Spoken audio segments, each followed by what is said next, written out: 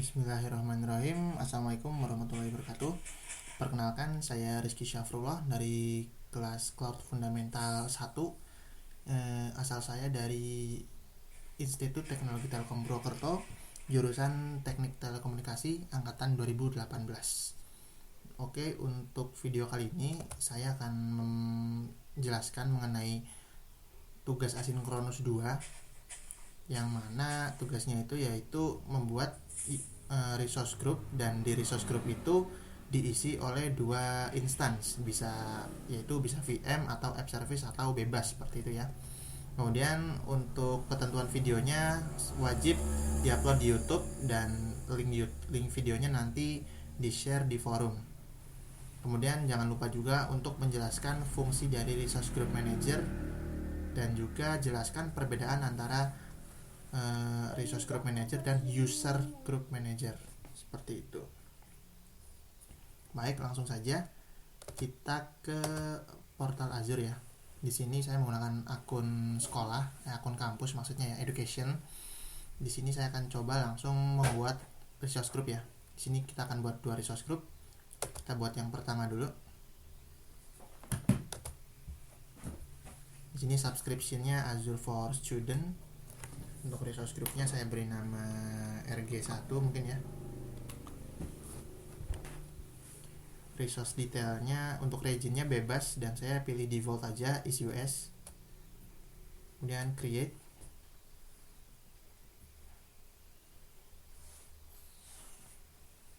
Kita go to resource group. Nah, ini udah jadi ya. Cuma mungkin nanti aja kita buat satunya lagi. Nah, ini udah masuk ya resource group yang tadi kita buat. Kemudian kita buat lagi.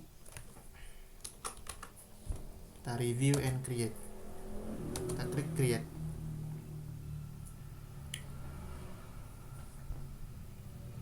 Oke, di sini kita udah buat dua resource group ya.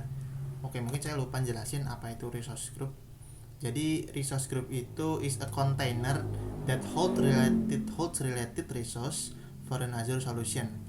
And the resource group can include all resources for the solution, or only those resources that you want to manage as a group, seperti itu ya. Jadi di sini jelaskan bahwa resource group itu adalah container ya. Jadi dia berisi beberapa resource ataupun hanya satu resource. Di sini sebagai contoh udah ada grafiknya ya, atau diagramnya. Di sini ada lambang resource group yang segi 6 ini. Resource group itu bisa diisi oleh beberapa resources seperti VM, virtual network, atau SQL database. Di sini contoh ada 3 resource. Kemudian di sini contoh lagi ada 2 resource ya. Di sini ada web app sama apa ya ini ya, account gitu. Saya lupa namanya gitu ya. Kemudian untuk ada juga resource group yang hanya terdiri dari satu resource saja. Di sini contohnya Kubernetes ya. Satu resource group terisi dari satu resource Kubernetes, seperti itu. Mungkin langsung aja kita lanjutin. Di sini kita udah punya 2 resource group. Nah, nanti masing-masing resource group ini kita buat instance di dalamnya, yaitu 2 instance, dan itu bebas ya. Mungkin kita ke resource group yang pertama dulu. Ini locationnya di is US ya. Jadi sebenarnya fungsi dari resource group itu yaitu memudahkan kita dalam memanage suatu resource, seperti itu ya. Jadi misalnya kalau dalam suatu organisasi itu kita punya beberapa VM gitu ya. Kalau misalnya kita punya 5 VM cuma masing-masing fungsinya beda, kan susah tuh ya manage-nya. Makanya kita buat resource group supaya mereka lebih terkelompok dan lebih terorganisir, seperti itu. Sini coba kita buat instance di dalamnya ya. Kita buat resources. Nah, ini contoh ada 2 ya. Kalau Windows sama Ubuntu server ini, kalau server itu VM lah ya. Ada web app, ada SQL database, dan lain sebagainya. Ini ada Kubernetes service, DevOps, dan storage account. Mungkin kita coba buat Ubuntu server ya.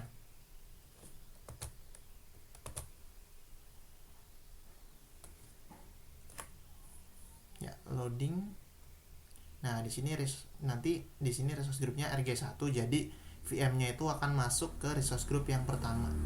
Mungkin kita buat VM RG1. Region-nya Southeast Asia. Kemudian mungkin kita samakan aja ya isi OS. Ini OS nya mungkin kita turunin supaya menghemat kredit.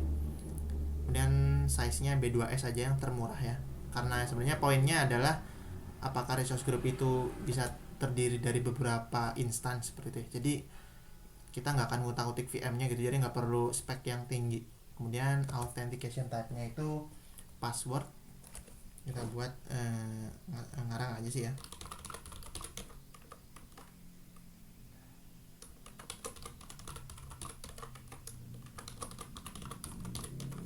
Jadi authentication-nya itu password. Terus ini kita open semua mungkin ya portnya, kita review and create.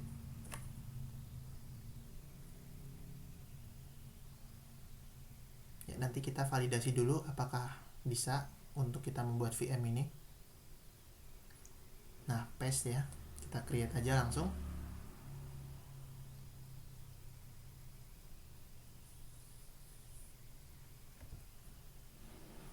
Ya, dalam instalasinya itu emang membutuhkan beberapa waktu ya, beberapa menit lah seperti itu, agak lumayan lama.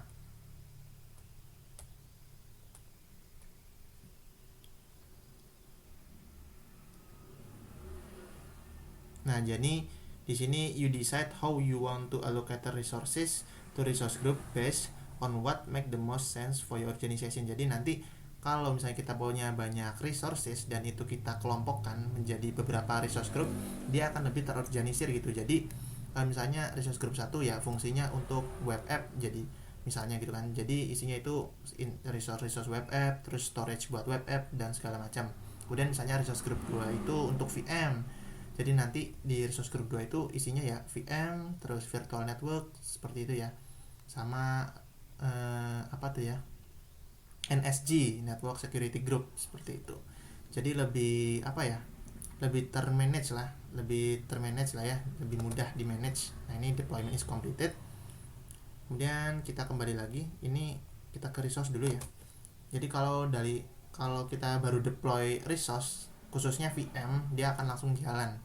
Nah, ini mending kita matiin dulu supaya tidak mengkuras kredit seperti itu ya, karena kita nggak main-main di VM-nya.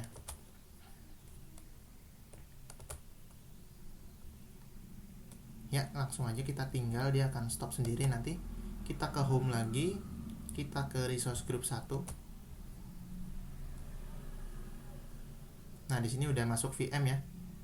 Di sini ada public IP, ada network security group atau NSG, kemudian ada virtual network. Sebenarnya kalau kita deploy VM, dia nggak cuma ada VM-nya doang ya. Jadi nanti ada 4 instance sekaligus ya. Ada resource group, ada VM, ada IP public, sama NSG. Mungkin kita bikin lagi instance yang berbeda. Kita buat apa ya? Kita buat SQL database mungkin ya. Nah, ini udah stop ya.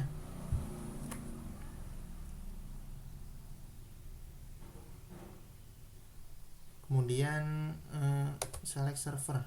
Oh, servernya mati tadi ya. Tadi kita matiin. Jadi SQL database itu perlu server. Mungkin kita coba instance lainnya.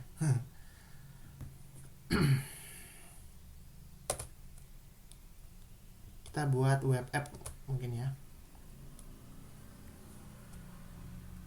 Web app name-nya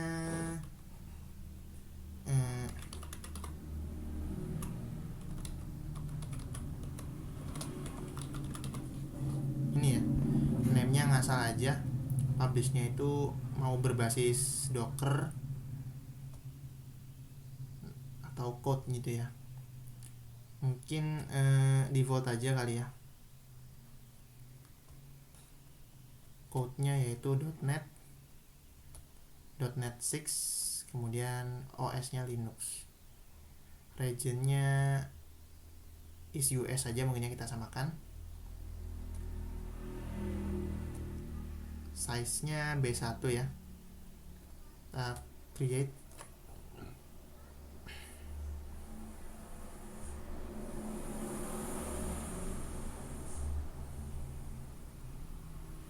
Ya, sedang validasi apakah valid.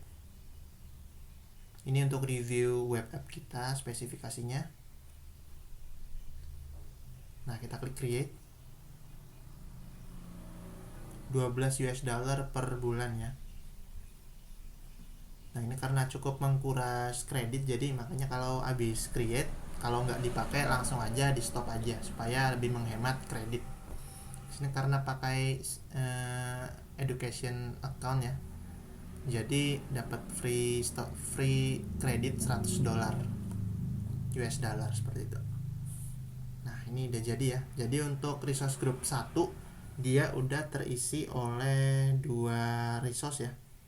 Yang pertama ada web app sama VM. Ini lagi progress deploymentnya. Mungkin kita tinggal aja. Kita langsung ke resource group yang kedua. Oh, kita baru buat satu resource group ya sepertinya ya. Oh enggak, ini udah ada resource group yang kedua ya. Langsung kita masukin instance di dalamnya. Kita create resources. Di sini mungkin kita coba Kubernetes service. Saya baru pernah juga sih ya coba deploy ini. Nggak apa-apa, coba-coba aja. Kubernetes cluster name. My first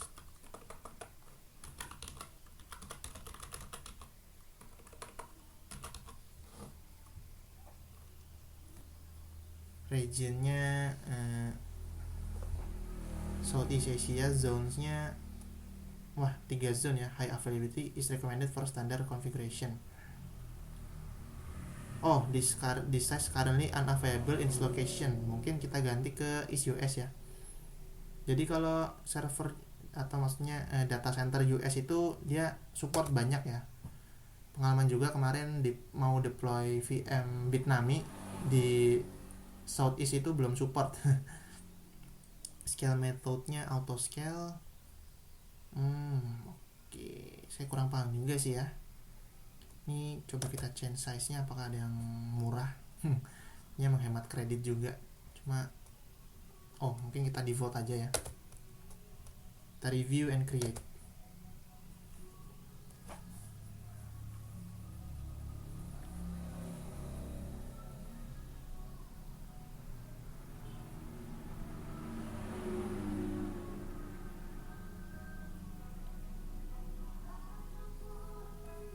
Kita lihat ada notif. Nah, ini VM-nya udah termatikan ya. Terus web app-nya, ini belum dimatiin nih. Coba kita matiin. Nggak bisa ya.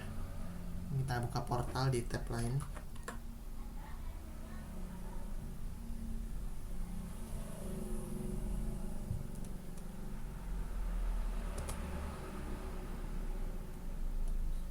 Nah, ini web app-nya ya.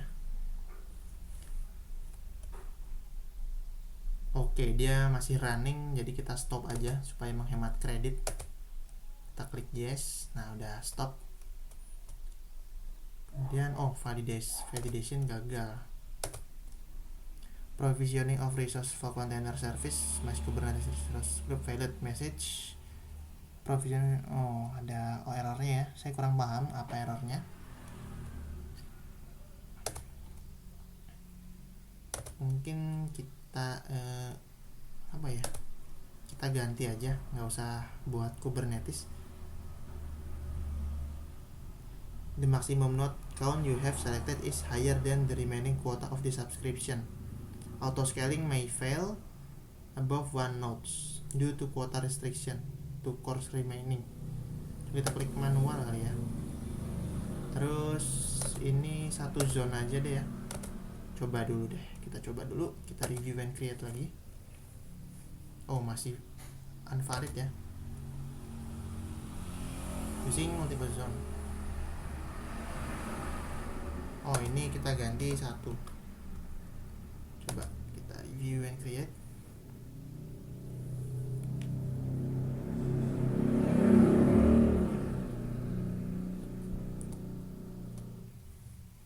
Nah, ini untuk web app-nya sudah kita matiin ya, supaya tidak mengkuras kredit.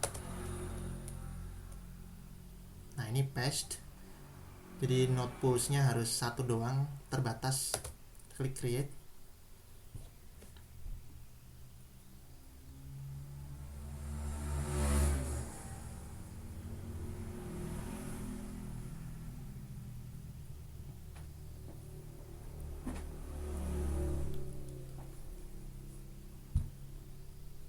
Ya, sedang progress. Mungkin kita coba ke RG2 di sini ya, di tab ini. Dan kita buat resource lainnya sambil nunggu. Nah, kita coba create resources. Kita buat tadi untuk RG pertama yaitu Ubuntu sama web app ya. Kalau yang yang RG2 itu tadi kita Kubernetes service sama apa ya? Kita coba buat mungkin Windows kali ya. Kalau tadi kan VM-nya Ubuntu, sekarang Windows.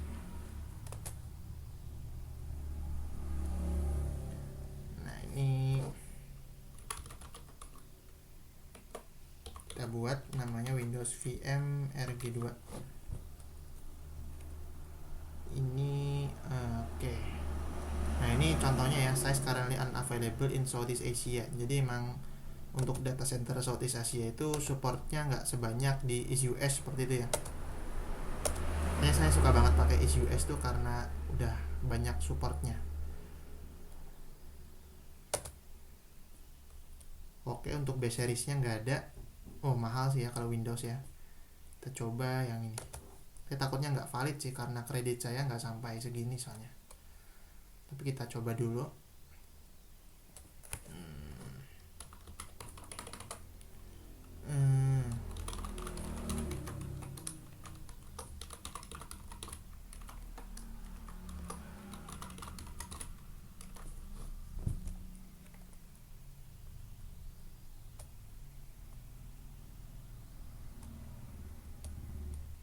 Oke, kita review and create.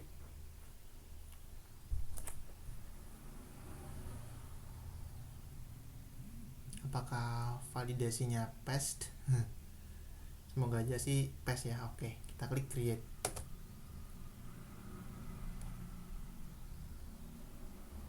Oh, ini Kubernetesnya masih progress ya. Cukup lama juga ternyata.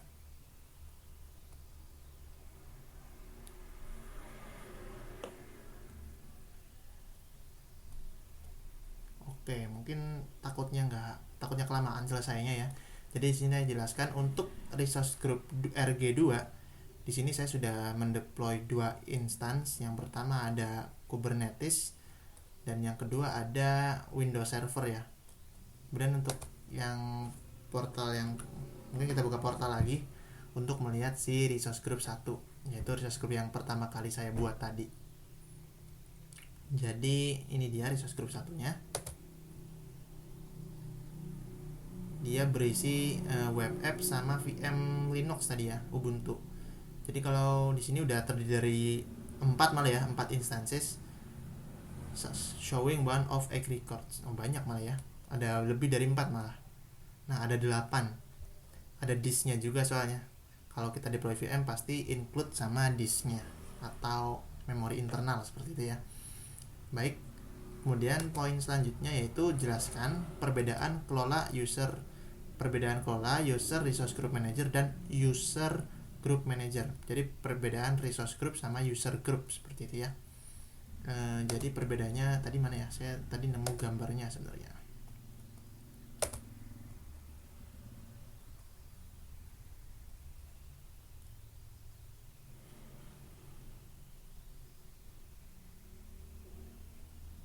Baik, sepertinya menghilang ya.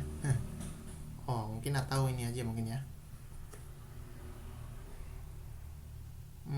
Kurang jelas ternyata gambarnya.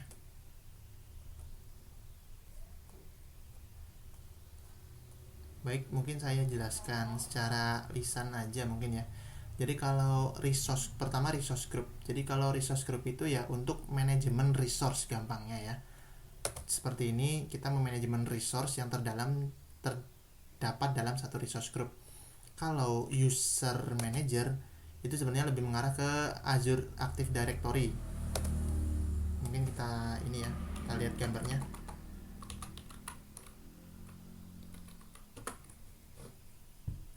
Nah, jadi kalau user manager itu lebih untuk memanage user-user yang ada di Azure. Jadi misalnya suatu organisasi besar gitu ya, punya banyak user, punya banyak anggota.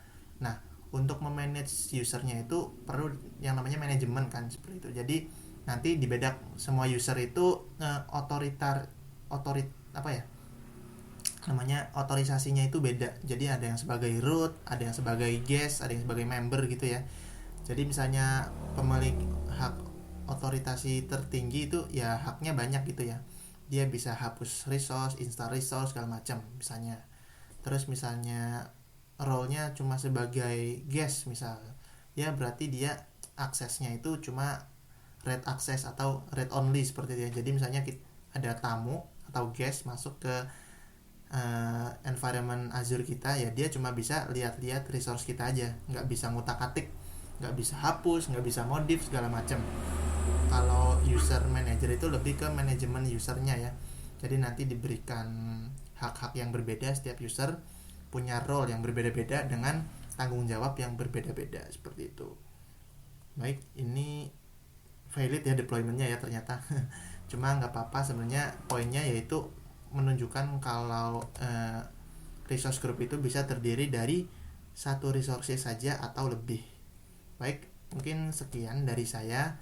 Saya mohon maaf sekali apabila banyak kekurangan dalam penyampaian materinya, dan juga masih banyak sekali kekurangan dalam praktik ininya ya, praktik membuat instansinya seperti itu. Baik, saya tutup. Sekian dari saya. Wassalamualaikum warahmatullahi wabarakatuh.